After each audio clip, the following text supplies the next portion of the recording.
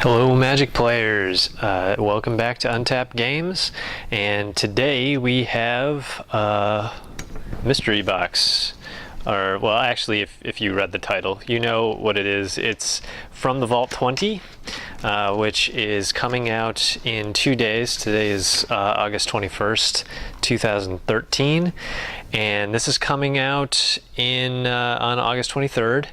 It is for the 20th anniversary of the game Magic the Gathering, which came out in 1983, and this is part of the From the Vault set, so it has a bunch of choice cards, all foil. Let's look at the back of the package here. 20 proven champions. Draw on the power of 20 of the most influential Magic cards to give your decks an edge. Each card was a key part of a premier tournament winning deck from each of the past 20 years. Now you can learn their secrets, harness their strengths, and use them to defeat your enemies. So the contents are going to be 20 premium foil cards, including 9 with new art, an exclusive spin down life counter, and a collector's guide. So let's open this. I'm excited. First of all, obviously this is awesome box art. It has, it looks pretty. And it has a magnetic clasp like the rest of the From the Vault decks. And here's the inside. So right off the bat we know this is awesome because right in the center we have Jace the Mind Sculptor, which that is an amazing card. Here is sort of an overview poster featuring again Jace, and a little summary on each of the cards that are in here. So, and I think that they're going to go in order, right? Yes, Dark Ritual being from 1993. Technically, Swords to Plowshares is also from 1993, but that was in early Magic. Alpha and Beta are pretty much very similar sets. Let's take a look at what we have here. So here's our spin down counter. It has the 20 for 20 years, and it's also, on the 20th side of the die, so that's pretty cool. A little bit translucent there. And now for the actual cards. So I think, is this one going to be? I think this pack is the beginning. Hopefully we'll be able to go chronologically. Maybe not.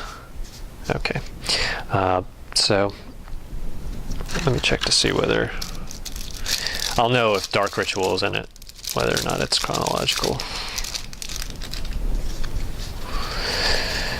Okay, well, we'll just go through them one at a time then. Okay, so we have Hymn to Turok. It's 2 black mana, sorcery. Target player discards 2 cards at random. That's just a really nice discard spell. 2 for 1. Hard to argue with 2 for 1.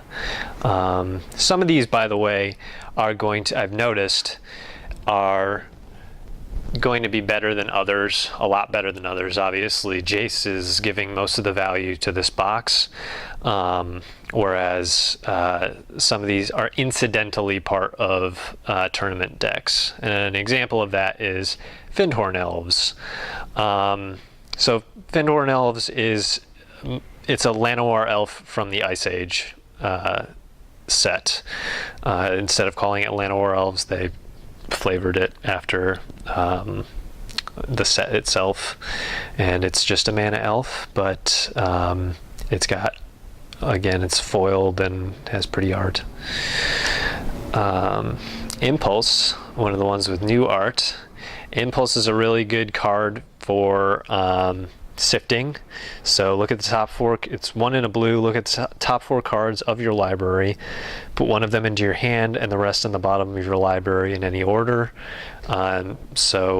That's just, and it's an instant.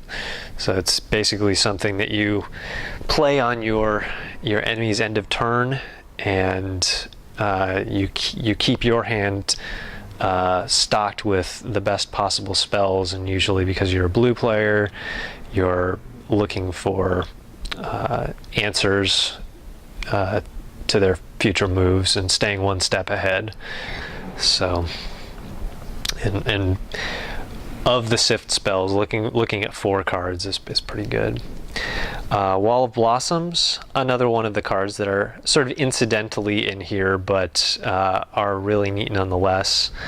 So this is a 1 in a green for a defender, a 0/4 defender. When Wall of Blossoms enters the battlefield, draw a card. So it's like a wall / cantrip, but nice art on that. Thran Dynamo. Now this is a card that's used. I know it's used in Vintage just for its. It should be used in Vintage. I think it's in Stax decks.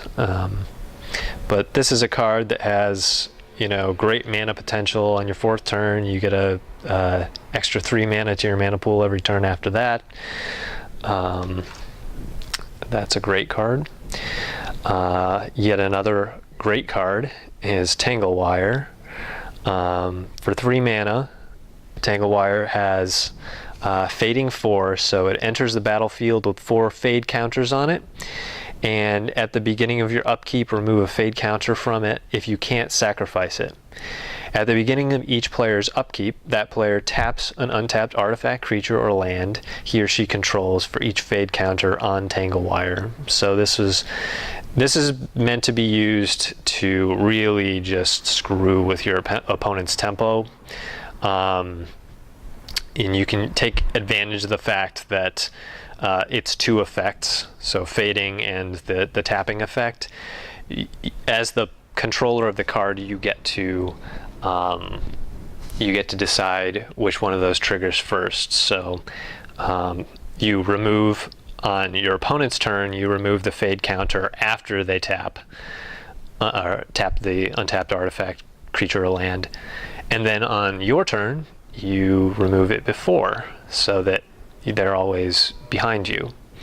And another trick to this is that because Tangle Wire itself is an artifact, and it doesn't matter whether it's tapped or not, you can tap it. So you slap it down. Let's say you slap it down on turn 3.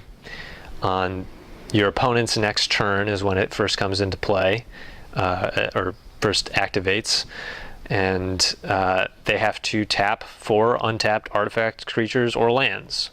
Then on your next turn, you subtract your fade counter, and then you tap Tangle Wire itself. So not that matters to you, and then you have to tap 2 more after that. So they've had to tap 4, you've had to tap 2. In the end, they end up tapping 10 cards, and you've only tapped really 3. So great deal with Tangle Wire. Another really good card to sort of be tricky with your opponents with is Fact or Fiction. Sort of a classic card. Reveal the top 5 cards from your library. An opponent separates those cards into 2 piles. Put one pile into your hand and the other into your graveyard. So there's usually, Fact or Fiction gets brought out during it's usually a crucial decision of the game, whether or not your opponent knows how to handle Fact or Fictions. And it's really just a great card. Alright, let's look at this other stack here. Achroma's Vengeance.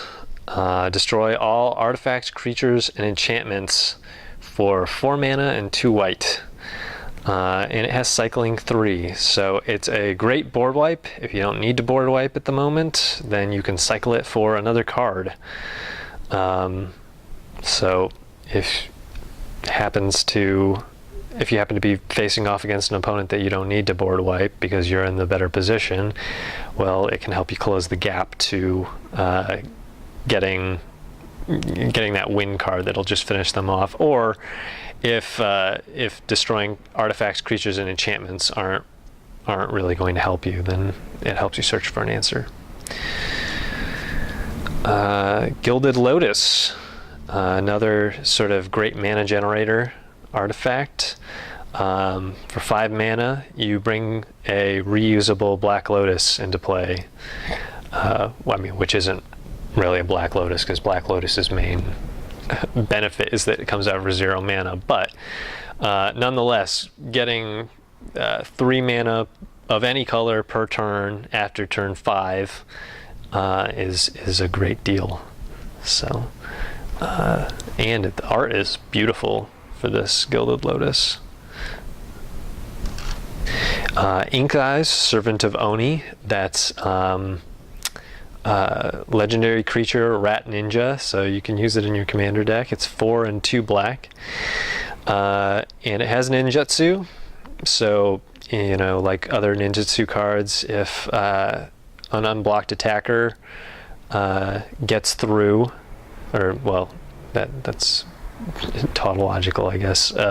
If they don't block one of your attackers, you can sort of transform it into Ink Eyes, Servant of Oni for 3 and 2 black. And whenever Ink Eyes, Servant of Oni deals combat damage to a player, you may put target creature card from that player's graveyard onto the battlefield under your control. So that can get nasty pretty quick, as you can imagine. And she also has 1 and a black for regeneration. So, and on top of that, she's a 5/4 creature. So these are all just making a case for it. Char, 2 and a red for an instant that deals 4 damage to target creature or player and 2 damage to you. So that's a pretty straightforward red burn spell. Has a little bit of recoil on it, I guess, but still probably used in a deck at some point to good use. Here now we're talking Venser, Shaper Savant, 2 and 2 blue for legendary creature, human wizard with flash. He's a 2/2, and when Venser, Shaper Savant enters the battlefield, return target spell or permanent to its owner's hand. So that's really obviously a powerful effect, because it's pairing a creature spell with a bounce spell. So that's a really good card there. Chameleon Colossus. He is 2 and 2 green for a changeling, 4/4 changeling with protection from black, and you can pump him. So for 2 and 2 green, he gets +X until end of turn, where X is its power. Obviously, this pairs up great with banner effects, or am I using the correct term? Anything that targets a class of creatures and gives them +X anything, it's going to pair well with Chameleon Colossus, because not only is he going to share that effect with whatever tribe is reaping the bonus, he's also going to be able to double himself, and double himself multiple times. So he's a bomb card. Can't be ignored, and protection from black. So the most common way of removing him quickly is sort of out of the question. So that's really good. Speaking of really good, Cruel Ultimatum. So for 2 blue, costly, 2 blue, 3 black, and 2 red. It's a sorcery that when target opponent sacrifices a creature, discards 3 cards, then loses 5 life. then you may return a creature card from your graveyard to your hand, draw 3 cards, and then gain 5 life, which obviously takes a game back from the clutches of defeat sometimes, as you can imagine, because those the 3 cards and your opponent losing 3 cards just generates massive card advantage, and then changing the life positioning as well on top of that, and they need to sacrifice a creature. That's a tough situation to come back from. So, and let's open this final one, saving the best for last. I will save the best for the very last, actually, so I'm going to go back from the back of this pack. Alright. Chainer's Edict. 1 and a black for a sorcery. Target player sacrifices a creature, and it has flashback for 5 and 2 black.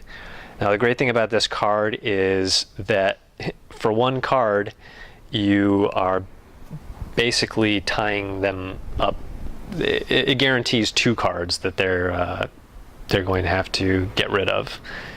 So it's even though the flashback cost, I know, is kind of expensive, it's meant to be played late game, and honestly, as long as you're judicious about when you use it, that's not actually the problem. And the first time you see it, it's only 1 and a black, so that could be played pretty early and really screw up your opponent's board position by forcing them to sacrifice a creature, which can also get around tricky stuff like protection from black, since they're choosing to sacrifice it rather than targeting the creature itself. So, great card. Not yet, Jace. Swords to Plowshares. Just another classic card. It's a 1 white for an instant that exiles target creature. Its controller gains life equal to its power. Yeah, for white removal, that's really good. Obviously seen a lot in Vintage. So, that comes from all the way back from Alpha. It's a great card. Dark Ritual, speaking of Alpha, 1 black for an instant that gives you 3 black. So it's, on my first turn, I'm playing something for 3 mana. I have a 3-drop on my first turn. Hey, why not? Yeah, obviously a great accelerator card for your deck, and some really cool art on it this go around. And yeah, I can see why that was included. It's definitely, Dark Ritual is definitely a part of Magic's history. Cassidy Wolf Run. I think this is the most recent card in the from the vault box here. So Cassidy Wolf Run, it's a land, tap for 1 mana, X and a red and a green, and tap the land. Target creature gets +X/+0 and gains trample event until end of turn. So it's a pretty good way to just end a game right there. And you could put it out. It could be just sitting there threatening them from first turn, giving you mana until you get up to that point where you can trample over their stuff and win the game. So that's a great card. Obviously, decks built around it when it was standard. Green Sun Zenith. X and a green sorcery. Search your library for a green creature card with a converted mana cost X or less. Put it into the battlefield, and then shuffle your library. Shuffle Green Sun Zenith into its owner's library. So this does a couple of things. First of all, it helps you maintain consistency if you're having trouble. If you're not getting the card that you need in your hand because your deck sort of is a bit all over the place in terms of what it needs to get off the ground. Green Sun Zenith helps that out, because then you get to just search your library, and if there's a creature that really needs to be out in order to make things gel, this helps out. It also means that you can search your deck for answers to specific problems that your opponent has put out on the field. So it's got that dual purpose of helping you with consistency and also dealing with your opponent's stuff.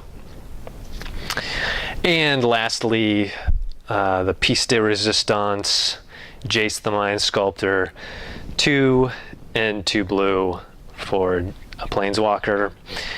His +2 ability is look at the top card of target player's library. You may put that card on the bottom of that player's library, which right off the bat, for gaining counters, he starts at 3. For gaining 2 counters, that is a pretty awesome ability, because all you want to be doing with your blue deck is sort of roping your opponent while you set up your victory condition. For 0, draw 3 cards, then put 2 cards from your hand on the top of your library in any order. So that is just a nice sort of way to sift through your deck. And for -1, you can return target creature to its owner's hand. So nice bounce effect there. And it's -12 just seems unfair, but it is -12. Exile all cards from target player's library, then that player shuffles his or her hand into his or her library. So it's basically a win condition on that card. You'll probably not see that. I mean, in most games, if you get to the -12, you're probably already winning against your opponent, because of the rest of those abilities all say, I'm going to keep your hands tied while I search for my big bomb. But if that doesn't materialize, that -12 is a pretty fun way to win too. So yeah, obviously this was the most expensive in the deck, and it's actually kind of surprising that they put it in the From the Vault, considering how good this card is. And but I don't agree with every pick, I guess, in terms of really representing what that year in Magic was, but definitely Jace the Mind Sculptor 2010 was the year of Jace, and Cassidy Wolf Run is a pretty good call on their part. Dark Ritual definitely. I really like Venser as a card, just because he seems very flexible, and it's all those flash creatures that have sort of staple effects are really great, because it's great to put out a body and at the same time do some clutch effect. But yeah, things like Char and things like Wall of Blossoms or Fintormels, maybe a little less iconic for those years, but I mean, you can't have an entire thing full of Jace the Mind Sculptors, I guess. But yeah, so that is that's the From the Vault 20 box, guys. I hope you guys enjoyed this. We are currently have a few days left on our August contest on Facebook, so check that out. Just go to facebook.com/untappedgames, and all you need to do is leave a like on the August contest question, and you'll be entered to win possibly $25 in store credit at untappedgames.com. You can find this product as well as a lot of other great Magic products on untappedgames.com, and stay tuned for more box openings. I like doing this for you guys, and if you have any questions or suggestions, leave them in the comments. Until then, I'll see you guys later. Take care.